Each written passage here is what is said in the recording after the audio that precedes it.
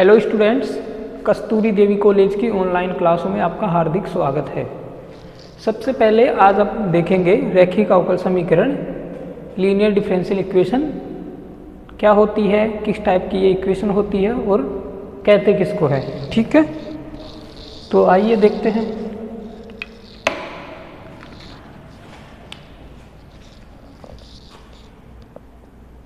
सबसे पहले इसकी परिभाषा देखते हैं।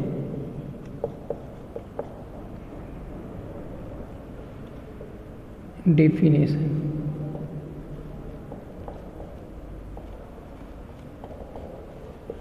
ठीक है।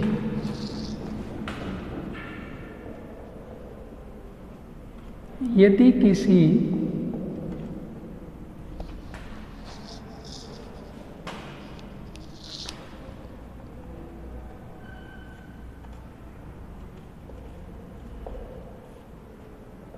अवकल समीकरण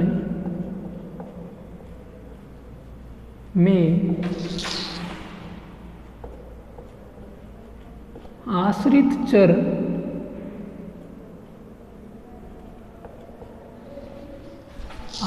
चर मीन्स व्हाट?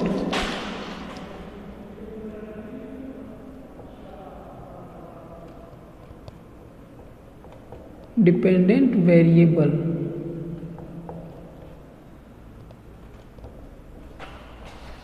आश्रित चर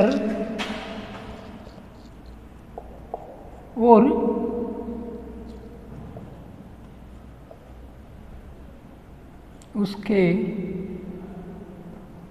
उसका अवकल गुणांक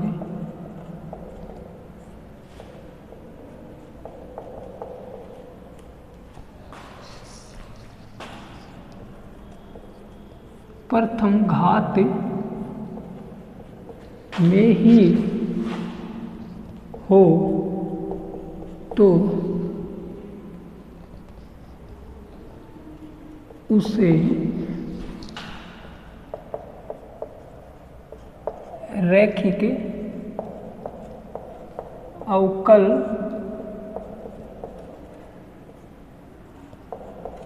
समीकरण कहते हैं। ये तो हो गई इसकी डेफिनेशन कि कोई ऐसा अवकल समीकरण, यदि किसी अवकल समीकरण में आश्रित चर, जैसे आश्रित चर और उसके अवकल गुणांक प्रथम घात में ही हो, तो उसे अपन क्या कहेंगे? रैखिक अवकल समीकरण, लीनियर डिफरेंशियल इक्वेशन। तो dy अपॉन dx में y क्या है? y क्या होता है? आश्रित चर। ये अपन पहले भी पढ़े थे, ठीक है। और यहाँ पे x क्या है? स्वतंत्र चर, स्वतंत्र चर, ठीक है। ये होते हैं। तो कहने का मीनिंग ये है dy upon dx plus px into y बराबर qx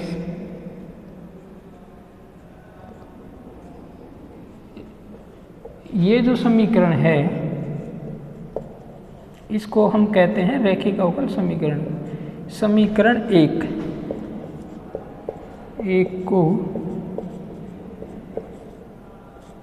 रैखिक अवकल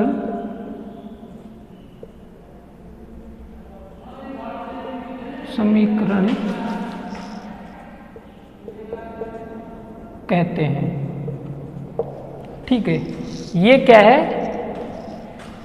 ये जो है समीकरण एक, इसको हम रैखिक अवकल समीकरण कहते हैं। ये रैखिक अवकल समीकरण की स्टैंडर्ड फॉर्म है, यानी मानक रूप। ये क्या है?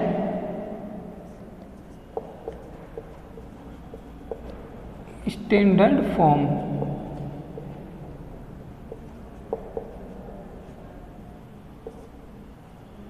मानक रूप। किसका मानक रूप है ये? रैखिक अवकल समीकरण का मानक रूप है। ठीक है, यहाँ पे y क्या है? आश्रित चर, इसकी घात कितनी है 1, ठीक है। ऐसे ही इसका अवकल गुणांक dy/dx, उसकी घात कितनी है 1। तो आश्रित चर और उसका अवकल गुणांक अगर प्रथम घात में हो किसी अवकल समीकरण में, तो उस अवकल समीकरण को क्या कहते हैं, रैखिक अवकल समीकरण। यहां पे जहां px व qx, ये है px व qx, x के फलन है। किसके फलन है, x के, ठीक है। यहां पे px और qx x के फलन है, इसीलिए इनको इस टाइप से लिखा हुआ p of x q of x, ठीक है।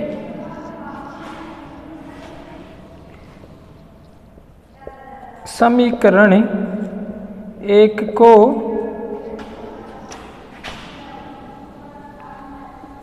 दोनों तरफ e की पावर समाकलन p इंटू dx, ठीक है, से गुणा करने पर कीजिए।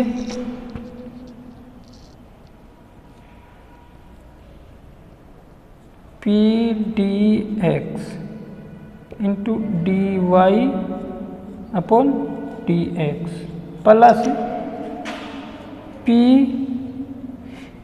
ठीक है।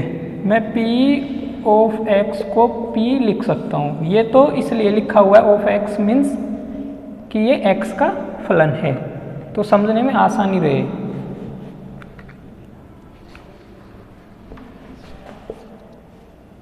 p y और e की पावर p dx बराबर q e की पावर p dx, e की पावर का समाकलन p dx ये है, ठीक है।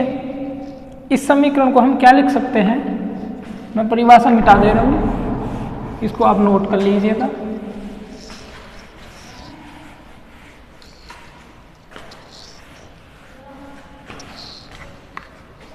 यहाँ से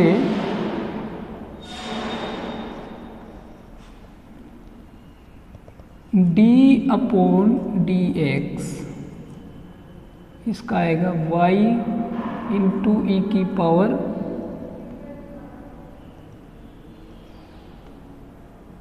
पावर समाकलन p dx। ये अब देखिए e की पावर, ये y इंटू e की पावर समाकलन p इंटू dx, इसका अवकलन करेंगे dx x के रेस्पेक्ट में, इसका मीनिंग ये है, तो क्या आएगा, तो यही टर्म आ जाएगी, कौन सी, ये वाली, यहां से लेके यहां तक।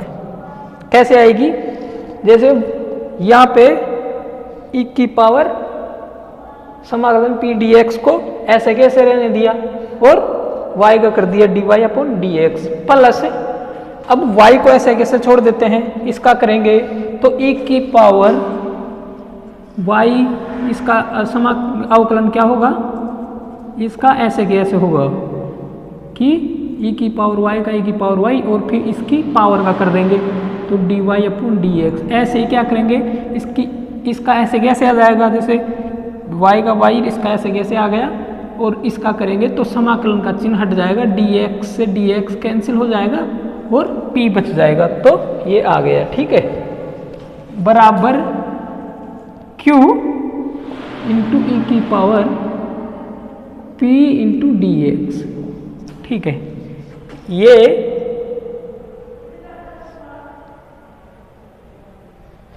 अब इसको हम क्या लिख सकते हैं,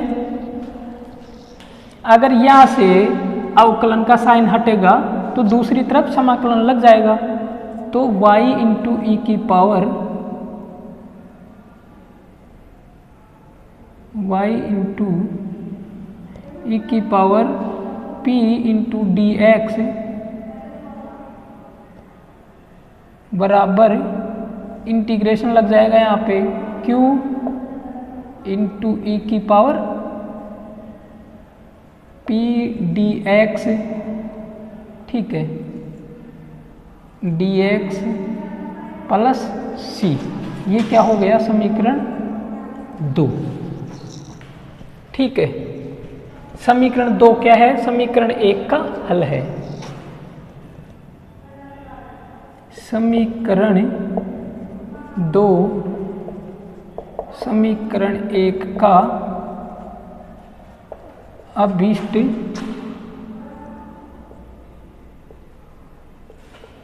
व्यापक हल है। अभीष्ट व्यापक हल means general solution of 1। Equation 1 का जनरल सॉल्यूशन क्या है? इक्वेशन 2 है। इस टाइप से आएगा। ठीक है, अब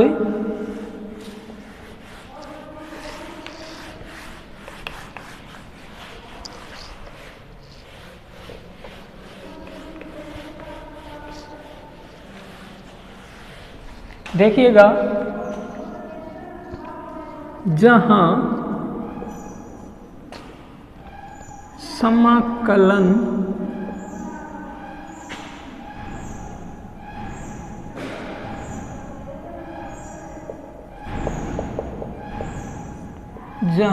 अपन गुणा किस टर्म से किए थे? इससे e की पावर समाकलन p dx, इसको बोलते हैं समाकलन गुणांक, इंग्लिश में इंटीग्रेटिंग फैक्टर।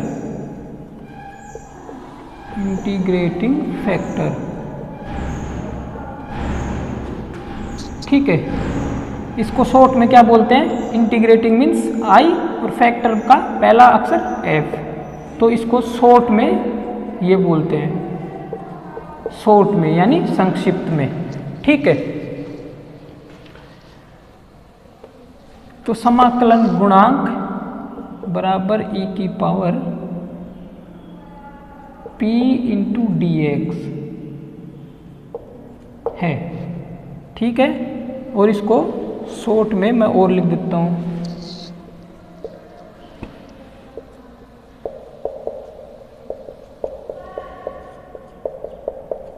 समाकलन गुणांक को संक्षिप्त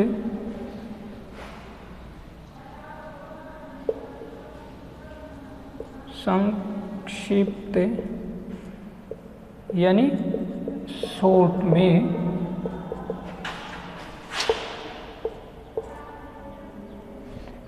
शॉर्ट में IF लिखते हैं। ठीक है, तो अब समीकरण 2 से क्या करेंगे? इसमें जो ये वैल्यू है इसकी जगह IF रख देंगे, तो y into integrating factor. Integrating factor का मतलब क्या होता है? ये होता है, तो इसकी जगह तो रख रहे हैं। ऐसे ही समाकलन q इंटू इंटीग्रेटिंग फैक्टर, ठीक है, इंटू dx प्लस c, ये आ गया। ये क्या हुआ? समीकरण 3। तो हम क्या करेंगे? डायरेक्ट इंटीग्रेटिंग फैक्टर निकालेंगे वहां से, क्योंकि p ओरिजिनल इक्वेशन जो थी, इक्वेशन नंबर 1, वहां से क्या था? dy upon dx plus px into y बराबर qx, ये थी समीकरण 1। यहाँ पे इसकी सहायता से p यहाँ से निकाल लेंगे। ठीक है, जो इक्वेशन ये तो दिया हुआ होगा ना, यहाँ से अपन p निकाल लेंगे, p है ना ये, और p जब अपने को पता चल जाएगा उसके बाद अपन इंटीग्रेटिंग फैक्टर निकाल लेंगे IF। अब y इंटू IF करेंगे, q यहाँ से पता चली जाएगा, q इंटू इंटीग्रेटिंग फैक्टर करके उसका समाकलन ले लेंगे, तो अपने को क्या मिल जाएगा? समीकरण 1 का सॉल्यूशन मिल जाएगा। ये 3 भी समीकरण 1 का ही सॉल्यूशन है, बस इसको मैंने IF, ये इतने बड़ा IF ना लिख के IF लिख दिया उसकी जगह, तो कंफ्यूज मत होना। ठीक है, कंफ्यूज होने की बात नहीं है इसमें।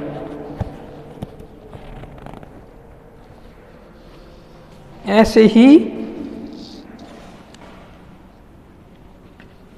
ये तो है dy अपॉन dx हो, मीन्स व्हाट, y आश्रित चर हो और x स्वतंत्र चर हो, तो उसको ऐसे लिखेंगे।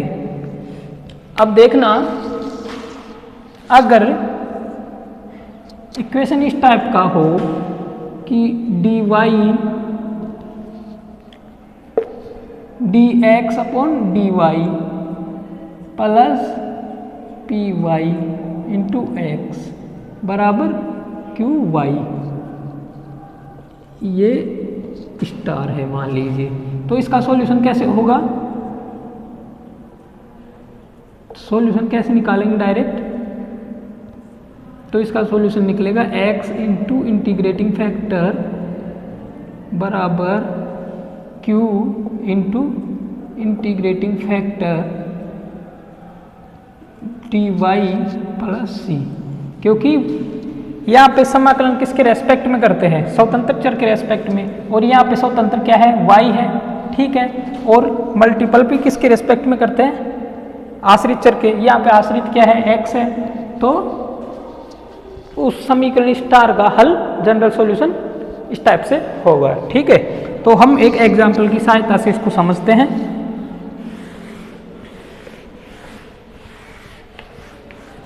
बुक का ही एग्जाम्पल लेते हैं।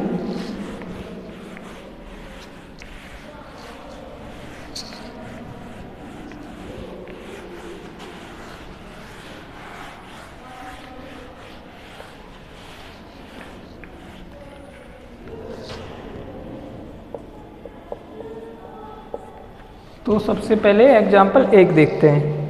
एग्जाम्पल 1 क्या है?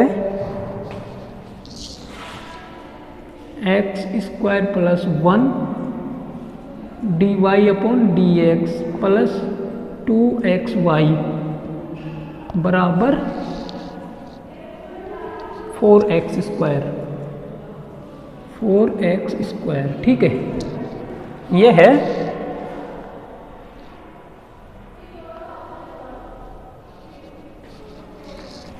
ये जो है, इसको मानक रूप में लिखने पर, ये इक्वेशन दिया है, इसको किस में बनाएंगे?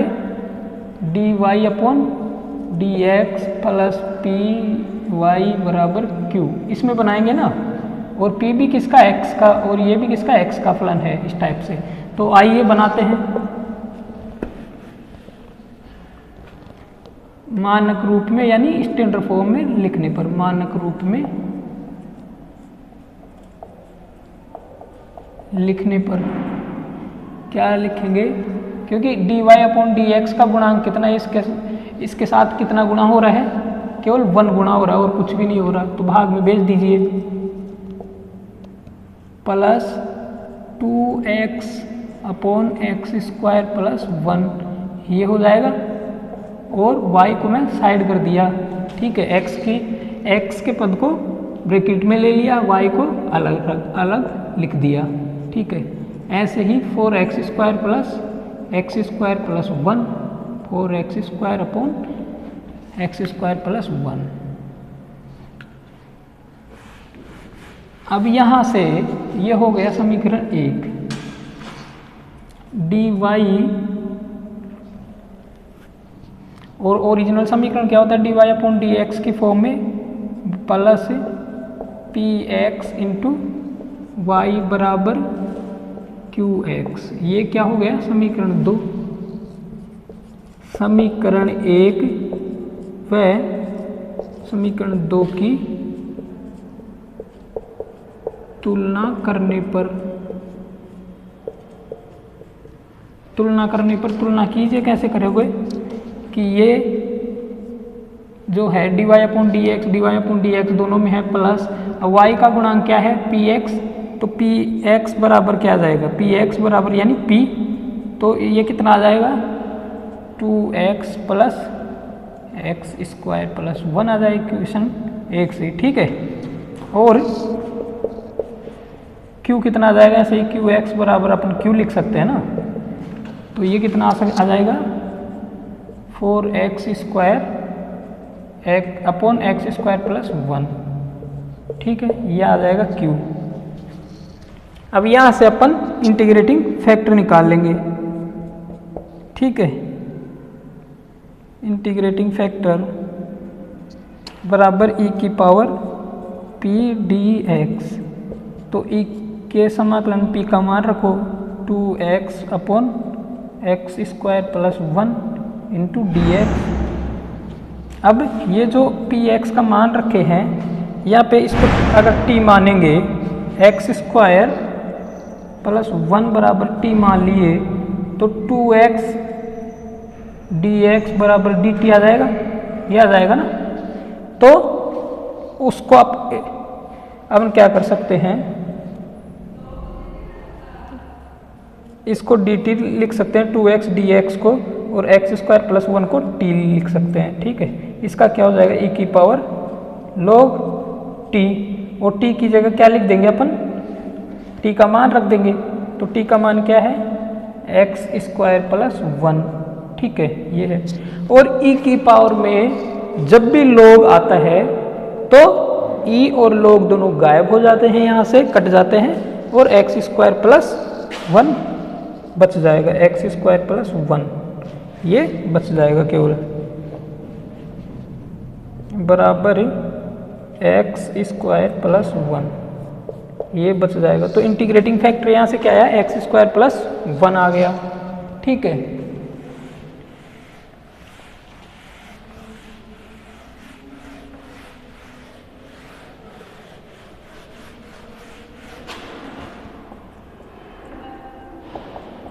तो इंटीग्रेटिंग फैक्टर बराबर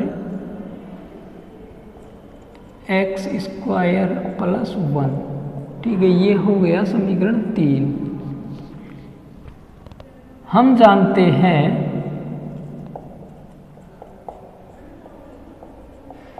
कि समीकरण 1 का सॉल्यूशन समीकरण 1 का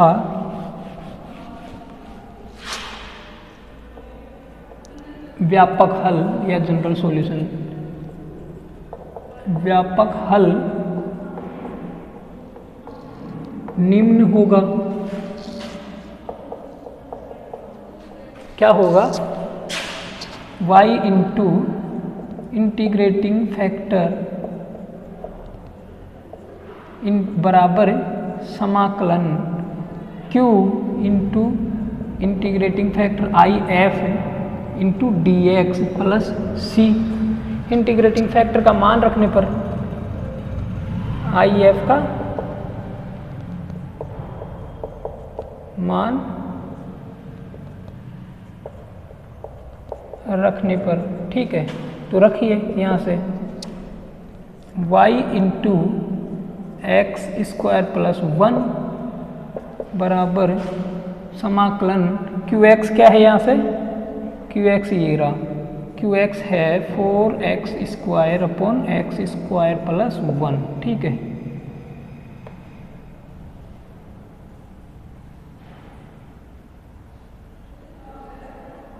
ये है इंटीग्रेटिंग फैक्टर क्या है, एक्स स्क्वायर प्लस 1 है इंटू डी एक्स और प्लस सी।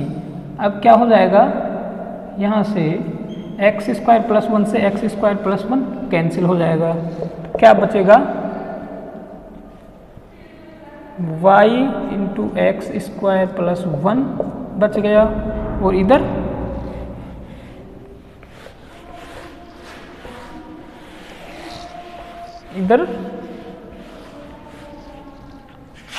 समाकलन 4x square D X plus C ये बच गया। इसका समाकलन क्या हो जाएगा,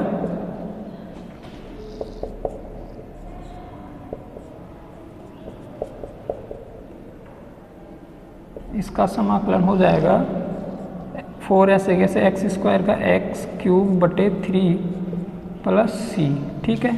तो ये क्या आ गया, ये समीकरण स्टार, समीकरण स्टार समीकरण 1 का व्यापक हल है, ठीक है, जहाँ C एक स्वेच्छ अचर, जहाँ C एक स्वेच्छ अचर है, ठीक है, C क्या है, स्वेच्छ अचर है। तो इस टाइप से इनका सॉल्यूशन निकालते हैं। समीकरण एक क्या था, समीकरण एक जो एग्जाम्पल था उसको अपन मानक रूप में लिखे थे सबसे पहले और उसको समीकरण एक नाम दिए थे।